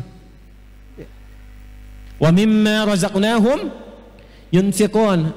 Ketiga, senang berbagi. Ya, dapat menyertai dalam suka dan duka. Jadi orang beriman menjaga salat, senang berbagi. Dia tidak punya pun saat itu dia referensikan. Jadi kalau orang kita punya teman yang mengerti tentang kita, membersamai dalam suka dan duka, mau berbagi dalam kebaikan, itu kata Allah pasti orang baik itu. Orang baik. Ya. Kemudian walladzina yu'minuna bima unzila Al-Quran. Al-Quran. Yang keempat itu Al-Quran. Ini tingkat yang paling tinggi. Kalau sudah ditemukan ahli Quran yang benar-benar ahli Quran, itu bahagia, Pak. Demi Allah saya katakan bahagia. Bapak Ibu aja, lihat anak Anda yang kecil mengulang-ulang Al-Quran 3 tahun, 4 tahun, baru hafal Ad-Duha, tapi Anda pulang kerja dan melihat anak itu sedang mengulang Ad-Duha, hilang semua penat Anda di kantor dan di jalan. Demi Allah saya katakan, demi Allah. Anda pulang tuh, anak-anak 3 tahun, ya kan? Terus Anda pulang, assalamualaikum. Anda lihat anak Anda sedang menghadap kiblat, wadduha wallaili idza saja. Anda bisa terdiam di belakangnya sampai selesai begini. Lalu Anda peluk, angkat anak itu, dan Anda hilang penat perasaan yang kadang-kadang rapat, kadang-kadang gelisah, kadang-kadang ada pertikaian dan sebagainya. Hilang semua dengan Al-Quran. Apalagi ketika anak Anda usia 10 tahun menelpon dari kejauhan di pesantren mengatakan, Abi, Umi, alhamdulillah, Nanda telah selesai 30 juz. Demi Allah saya katakan, apapun yang pernah Anda raih, miliaran, ratusan, triliunan yang pernah Anda dapatkan dalam proyek dunia, tidak akan pernah mampu menyaingi kebahagiaan yang Anda dapatkan ketika mendengar selesai khatam Al-Quran. Saya sudah bertemu beragam pejabat yang tinggi, hartanya banyak dan sebagainya. Tapi mereka ada di antaranya yang bahkan mengatakan, Ustadz, kalau diperkenankan saya ingin tukar hafalan Qurannya dengan semua yang saya punya. Saya nggak pengen ini semua, yang penting saya pengen ada hafalan Qurannya. Karena memang mereka merasakan khatam, ya, dengan semua kemewahan dunia, tapi tetap merasa kurang dan masih merasakan kebahagiaan walaupun melihat anak orang lain yang menghafal Quran. Coba rajin-rajin Pak datang ke haflah Quran, ya. Ketika Bapak lihat anak orang lain memakaikan mahkota di kepala kedua orang tuanya, Anda tuh bukan orang tua aslinya, tapi kita melihat aja sudah bisa terharu dengan keadaan itu. Apalagi itu anak kita, maaf, anak Anda. Maaf ya Bu, saya sudah ada istri dan 5 orang anak. Alhamdulillah. Ahli Quran, ahli Quran. Tapi ahli Quran yang benar. Ahli Quran yang benar, nanti ada standarnya di Quran surah ke-35 Fatir ayat 32. Thumma awrathna al-kitaba alladhina astafaina min ibadina faminhum zalimun li nafsi wa minhum muqtasid wa minhum sabiqun bil khairati biidznillah. Ukuran kelima, wa bil akhirati hum dan dia berteman, dia berinteraksi untuk akhirat tujuannya, bukan sekedar dunia. Jadi dia berteman dengan Anda itu bukan karena ukuran dunia, Yang saat Anda kaya dia berteman, kekayaan Anda hilang dia tidak jadi teman. Yang saat Anda punya kedudukan jabatan dia sering WA, telepon, pengen ketemu. Ketika hilang jabatan dia menjauh, di kontak tidak ada, di WA nggak pernah balas. Itu dunia. Orang ini jadi tetangga karena mengingatkan Anda urusan akhirat. Jadi teman di kantor mengingatkan Anda, akhi, jangan itu, jangan lakukan. Bagaimana kalau dihisab? Bagaimana meninggal saat dalam keadaan disogok? Bagaimana meninggal kalau sedang melakukan korupsi dan sebagainya? Mengingatkan tentang akhirat. Itulah ulaika ada hudam mir wa ulaika humul. Maka dalam berinteraksi kehidupan temukan orang baik ini apapun profesi kita. Itu satu. Yang kedua ada orang ingkar. Ingkar dengan Quran dan ingkar dengan petunjuk-petunjuk Allah. Ayat 6 sampai 7. Ini terbagi dua. Innal ladzina kafaru sawa'un 'alaihim a'anzartahum am lam tunzirhum la khatamallahu 'ala absarihim wa lahum 'adzabun 'adzim. Ada dua jenis. Yang satu ingkar dan memilih untuk tidak beriman, sehingga menutup semua bagian tubuhnya, telinganya, matanya, pikirannya untuk menerima pintu-pintu hidayah. Tapi indahnya Islam tidak memaksa. Hanya tipikalnya, kalaupun diingatkan, diberitahu, tetap menolak. Itu dua. Yang ketiga, sama juga ayatnya. Dan Anda kalau mau rinci silahkan lihat di kajian sebelumnya. Ya, sudah banyak kami hadirkan Aqsa dalam YouTube. Yang ketiga itu, mengaku muslim, mengaku beriman, tapi perilakunya seperti orang yang belum beriman. Contoh, kalau ada orang belum beriman, saya selalu katakan belum beriman supaya punya harapan dia beriman. Ya, ada orang belum beriman, terlepas apapun keyakinannya, dia nggak sholat karena dia belum beriman. Dia nggak puasa karena belum beriman. Tapi ada orang, dan ini kalau disebutkan isyaratnya pasti terjadi, mengaku Islam, mengaku beriman, tapi tidak menunaikan sholat. Ada orang yang di KTP-nya Islam tapi nggak sholat. Puasa tapi nggak mau puasa Ramadan, zakat nggak dikerjakan. Nah ini oleh Quran disebut dengan kafar, kata kerjanya, menunjuk pada pekerjaannya, jamaknya kafaru. Quran surah ke-14 ayat 7, wa idh ta'adzana rabbukum la in syakartum la azidannakum wa la in kafartum inna adzabi wa la in kafartum. Kafar di situ kufur dalam bentuk nikmat, mengaku muslim tapi nggak mau zakat, aku muslim tapi nggak mau sholat. Nah, itu masuk dalam golongan kafar yang kedua. Ya, pecahannya jadi yang ketiga. Yang keempat, Anda akan temukan dalam pergaulan itu orang munafik. Maaf, yang mengaku muslim, mengaku beriman, dan kalau ada persoalan dia mengatakan saya juga Islam, saya juga beriman, tapi lisannya tajam menyakiti orang-orang Islam, bahkan menyoal keyakinannya sendiri. Dia paling kritis terhadap ajaran Islam. Jilbab, tahajud, Quran, kadang-kadang olok-olok dan sebagainya. Tapi kalau dia dikatakan dia mengaku muslim, nah itulah orang yang terkena penyakit nifaq, orang yang disebut dengan munafik. Ayatnya dari ayat 8 sampai dengan ayat 20. Pernah menemukan orang yang katanya muslim tapi mengolok-olok agamanya sendiri? Ada? Ada. Nah itu terkontaminasi. Jadi kalau Quran sebutkan akan didapati. Itulah 4 golongan dalam berkehidupan. Itu ayatnya dari 1 sampai ayat 20. Ayat 21 sampai dengan ayat 22, Allah dengan keadilannya dan sifat Rahman dan Rahimnya memberi petunjuk pada semua golongan ini untuk menjadi golongan yang pertama.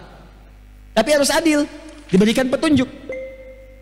Maka diinginkan oleh Allah dengan petunjuk itu ikuti. Ya, dan Allah di sini nggak akan bisa disalahkan. Ya, karena sudah diberikan petunjuk, diberikan kesempatan, bahkan diberikan Nabi dan Rasul untuk mengingatkan. Maaf ya, maaf. Ini kalau kajian misalnya malam sekarang, panitia menyediakan snack. Masing-masing diberikan snack. Sudah ada bagiannya, tapi ada yang tidak mengambil itu. Dan yang nggak ngambil ini kemudian merasa lapar, lalu pingsan. Pertanyaan saya, yang salah itu panitianya atau orangnya yang nggak ngambil tadi? Panitianya sudah menawarkan, memberikan, tapi dia tidak mengambil itu. Allah memberikan kesempatan pada kita untuk mendapat hidayah selama berkehidupan. Lewat telinga, lewat mata, lewat pendengaran kita, lewat penglihatan, lewat akal kita. Setiap hari terdengar azan, ada diskusi, buka YouTube kok yang keluar ceramah, ada diskusi dan sebagainya. Itu hidayah. Karena itu hidayah sifatnya diberikan tanpa batas. Cuman manusianya mau ambil atau tidak. Itu yang dimaksud Quran surah ke-29 ayat yang terakhir. Walladzina jahadu fina lanahdiyannahum subulana. Kalau Anda mau cari, mau dapatkan itu, mau ambil itu, pasti Anda dapat hidayah Allah. Maaf, kalau telepon di sini berbunyi, terus sinyalnya nggak ada tuh. Suaranya ada nggak?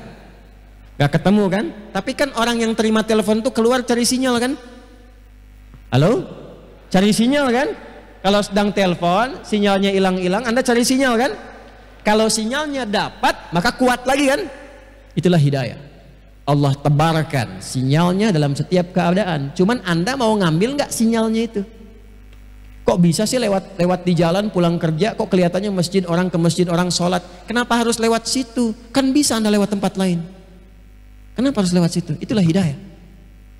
Tapi Anda mampir nggak? Sholat nggak? Anda lihat mau tayangan YouTube, bahkan ada yang mau lihat maksiat. Tapi yang kebuka malah ta'lim. Terus diingatkan, jangan berbuat maksiat, cepatlah tobat. Kok bisa keluar itu? Ada seorang anak, ini rahasia ya, diantara kita aja ya. Tapi ini kisah nyata, Mungkin juga nonton gak apa-apa, saya juga pernah kisahkan. Anak baik, anak saleh, cerdas, IQ-nya bagus, punya keterbatasan. Karena pengen kuliah, gak punya biaya, keterbatasan tinggi, akhirnya ketegangan memuncak dan sebagainya, memutuskan untuk mengakhiri hidup, membunuh diri. Tapi unik juga, supaya dosanya nggak terlampau banyak, tahajud dulu, tobat. Begitu tali dipasang, tahajud dulu, ngantuk ketiduran. Perhatikanlah bagaimana Allah memberikan hidayah. Ketiduran. Ini kisah nyata, anaknya langsung datang kepada kami. Mimpilah ketemu dengan Rasulullah SAW. Ini kisah nyata, saya tidak mengarang. Pergi ke si fulan katanya, itu aja perintahnya. Datangi si fulan. Datanglah anak itu. Datang ke tempat kami, Bekasi, persis di kajian malam Jumat begini. Itu ceritakan seperti tadi. Saya diminta menjumpai Ustaz. Saya bilang, apa pesannya dari Rasulullah SAW? Ya, pesannya temui Ustaz aja. Kau mau apa? Saya mau kuliah, mau sekolah. Gak ada yang lain? Enggak, cuma kuliah aja. Gak ada pesan yang lain? Tidak. Ya sudah. Mau di mana? Di kampus. Udah, kamu kuliah. Siapkan semuanya sampai kuliah, sampai S2. Demi Allah, selama kuliah gak pernah minta apapun, gak uang saku, gak ini, cuma pengen biaya kuliah aja. Anda tahu yang terjadi?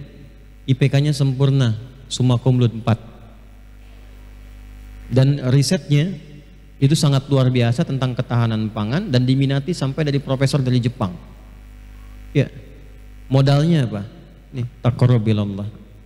Walaupun ikhtiarnya nggak harus ditempuh, ditiru maksudnya, ya. Pengen bunuh diri tahajud dulu gitu kan. Karena beda asbabnya. Yang mau saya katakan, hidayah itu pasti Allah berikan, cuman mau diambil apa enggak gitu. Ini udah sampai di sini, udah duduk, ustadznya pun ada hidayat gitu kan, sebagainya, masih belum mau berubah juga, dengan cara apa lagi diberikan petunjuk? Ya, dengan cara apa lagi? Nah, ini poinnya. Jadi, ketika kita keluarkan itu semua, kata Allah, ya ayyuhan nasu, ayat 21. Ya ayyuhan nasu, hai semua manusia tanpa kecuali, yang 4 golongan itu. Wa'budu rabbakumul ladzi khalaqakum walladzina min qablikum la'allakum. Cara menerjemahkan ayatnya, baca dari belakang terjemahannya. Aku ingin kalian semua menjadi hamba yang takwa, tapi dengan keadilan. Hukum adil mesti berlaku. Aku berikan jalan nih. Caranya bagaimana? Sembah aku, kata Allah. Ibadah. Di antara ibadah itu, ini menggunakan pedomannya. Makanya di sini ada ketentuan sholat, wa aqimus sholat. Caranya diajarkan oleh Nabi, begini caranya. Di sini ada ayat zakat, caranya diajarkan Nabi. Di sini ada cara untuk menikah, ayatnya, caranya diajarkan Nabi. Semua itulah ibadah. Hidup kita itu untuk ibadah, dari bangun tidur sampai tidur lagi. Ibadah itu bukan cuma sholat, ibadah itu bukan cuma puasa. Kita itu makannya ibadah, ya, berpakaian ibadah, minum ibadah. Makanya bangun tidur aja udah ibadah. Untuk menjadikan kegiatan itu ibadah, ada pedomannya. Pedomannya dari Al-Quran, rinciannya dari sunnah. Makanya di antara sunnah itu mengajarkan doa. Dan hanya dalam Islam semua kegiatannya ada doanya. Silahkan cek. Bangun tidur ada doanya tidak? Antara bangun dengan tidur, kita mau tidur dengan bangun dari tidur, sama nggak doanya? Beda. Bangun tidur itu bukan cuma doanya, caranya diajarin. Coba buka Sunan Abu Daud. Ini coba sih bacaannya diperbaiki ya. Coba satu-satu sehari ngaji satu hadis tuh. Pulsa akhiratnya ditambah, jangan cuma dunianya aja.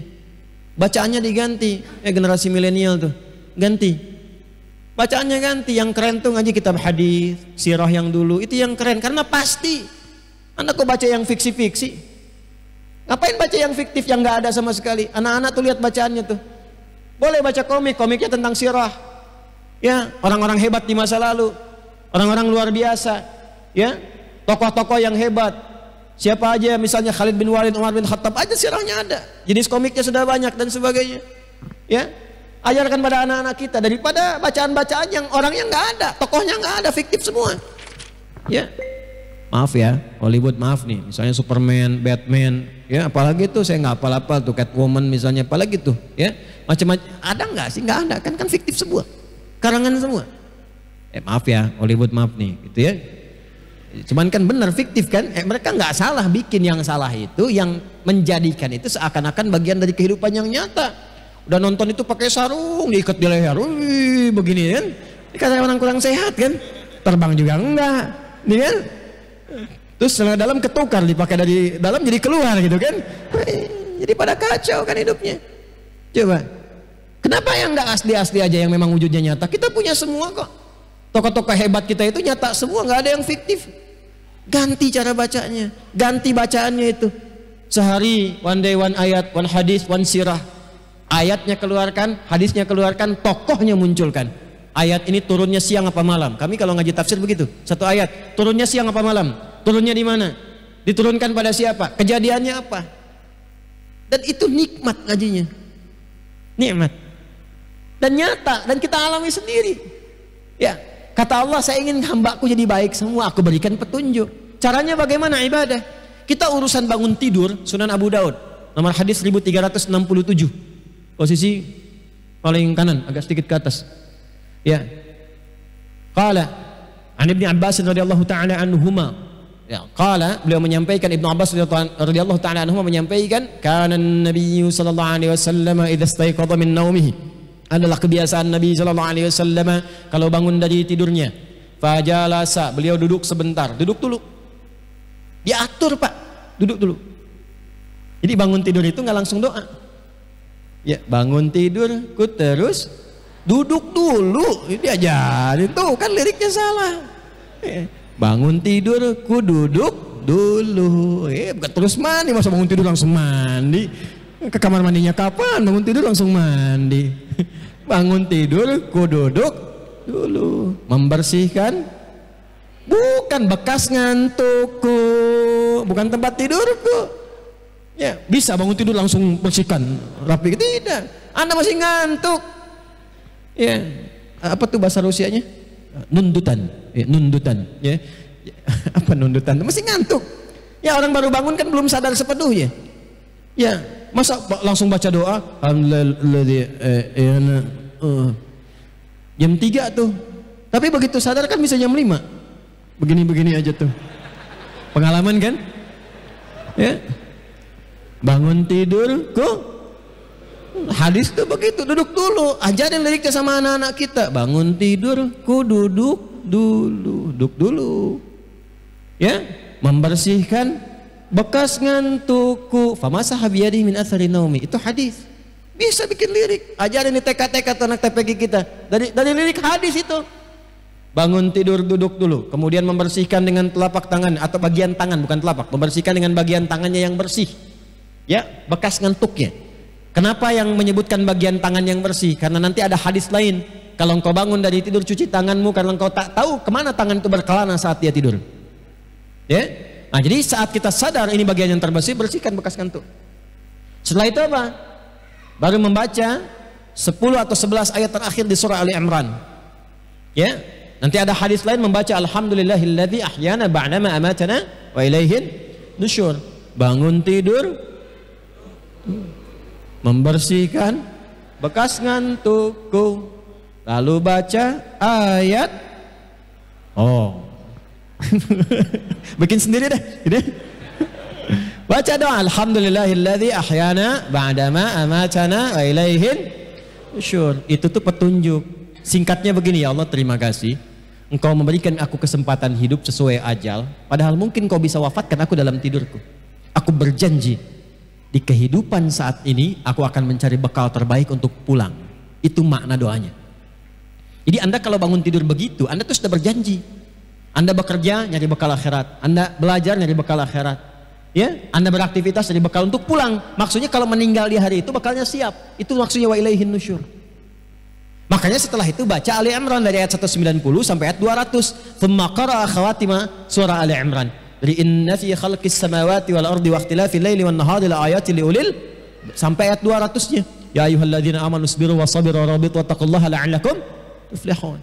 Sampai situ. Itu kalau dipahami ayatnya, demi Allah saya katakan, kaji ayat ini Anda akan menjadi orang pintar atau orang paling paham tentang substansi kehidupan.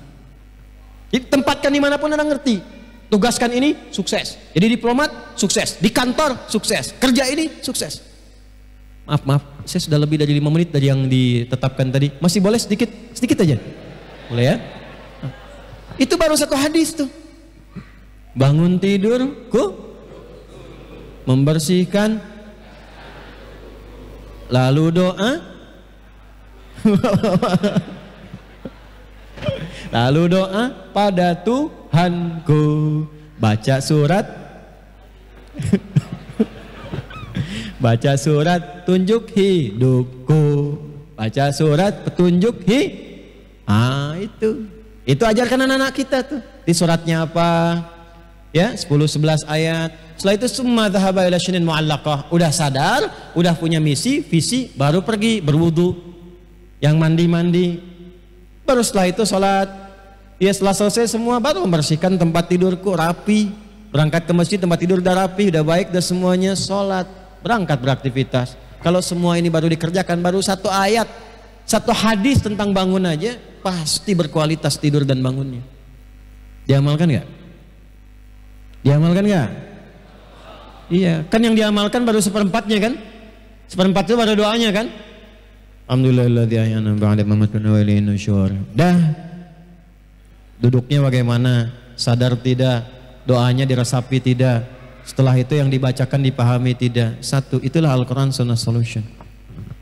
Kata Allah, saya ingin semua hambaku bertakwa, tapi aku harus adil, aku beri jalan. Caranya ibadah. Jadikan semua kegiatan kita itu niatkan untuk ibadah. Nanti lihat pedomannya, lihat bimbingannya di sini. Kalau itu bisa dikerjakan, kata Allah, hey, alladzi ja'ala lakumul arda firasau was samaa binaa wa anzala minas samai ma'an fa akhraja bihi minats thamarati rizqan fala taj'alu lillahi andada wa antum ta'lamun. Perhatikan baik-baik. Kata Allah, aku buat pedoman ini. Aku utus Muhammad sallallahu alaihi wasallam sebagai rasul mengajarkan ini karena aku tahu tentang hidupmu. Aku ingin kau bahagia. Aku ingin kau sukses. Jangankan engkau, aku yang mencipta langit dan bumi. Aku yang menciptamu, bahkan orang sebelummu. Alladzi khalaqakum walladzina min qablikum. Aku yang mencipta engkau, tuh yang tadi saya gambarkan. Bahkan aku mencipta orang sebelummu. Aku kisahkan tentang mereka, mana yang sukses, mana yang berpaling, mana yang durjana, mana yang nestapa. Aku jadikan ibrah untuk kalian. Aku yang ciptakan langit tanpa tiang. Aku yang hamparkan bumi supaya bisa dinikmati. Aku yang mengatur cuaca dan hujan. Jika membuat itu saja gampang, apalagi memberikan kau petunjuk. Ikuti ini, kau pasti akan jadi orang tersukses dalam setiap aktivitasmu. Hanya sayang, kadang masih ada yang meragukan dengan petunjuk ini sampai menantang. Masa sih? Itu kan cuma rekayasa Nabi Muhammad saja. Itu buatan Nabi Muhammad saja. Itu produk budaya. Ada statement itu? Maka kalau masih ada yang begitu, Al-Quran logis menantang, turun ayat 23 sampai 24. Wa in kuntum fi raibim mimma nazzalna ala abdina fa'tu bi suratin min wad'u syuhada'akum min dunillahi in kuntum shadiqin fa in lam taf'alu wa lan taf'alu fattaqun nar allati waquduha an-nas wal u'iddat lil. Nah, kalau masih ada yang meragukan, sudah dijelaskan oleh Allah, diterangkan oleh Nabi, masih ada yang meragukan bahkan menuduh, kata Allah, jangan sampai engkau pertahankan itu, engkau bawa wafat. Kalau engkau meninggal dengan keadaan demikian, maka engkau bukan hanya masuk ke dalam ancaman neraka, tapi akan menjadi bara yang terdalam di dalam neraka itu. Terakhir, kalau ada orang yang sadar dengan semua uraian ini dan ingin merubah hidupnya menjadi ibadah lebih berkualitas, lalu dia pertahankan sampai pulang, Allah perintahkan pada Rasulullah SAW, berikan kabar gembira pada orang-orang itu, aku akan menyiapkan beragam surga untuk tempat pulangnya. Maka turunlah Quran surah kedua Al-Baqarah ayat 25-nya. Wabashshiril ladzina amanu wa 'amilus salihati anna lahum jannatin tajri min tahtihal anhar kullama ruziqu minha min thamaratir rizqa qalu hadzal ladzi ruziqna min qabl wa utu bihi tasyabiha wa lahum fiha azwajum mutahharatun wa hum fiha khalidun. Ayat 25 ini tawaran kepada kita malam hari ini. Mau berubah tidak? Mau ibadah tidak? Mau husnul khatimah tidak? Kalau mau, maka kembalilah kepada petunjuk ini. Coba lihat hidup kita kerja di mana? Belajar di mana? Jangan-jangan selama ini hanya ingin mengejar ijazah, kadang-kadang bolos, masuk kelas titip absen. Itu bukan tipikal orang beriman. Kata Al-Quran, kalau orang beriman itu belajar yang betul, yang serius, pahami, catat. Kalau sudah pintar, amalkan, bangun negeri. Dari kampung mana ke metro, pulang ke metro, bangun metro. Dari Natar pulang ke Natar, bangun Natar. Amalkan tuh, jadi insinyur, praktekan. Jadi pakar di bidang apa, pulang ke kampungnya, bangun negeri, supaya negeri ini makmur.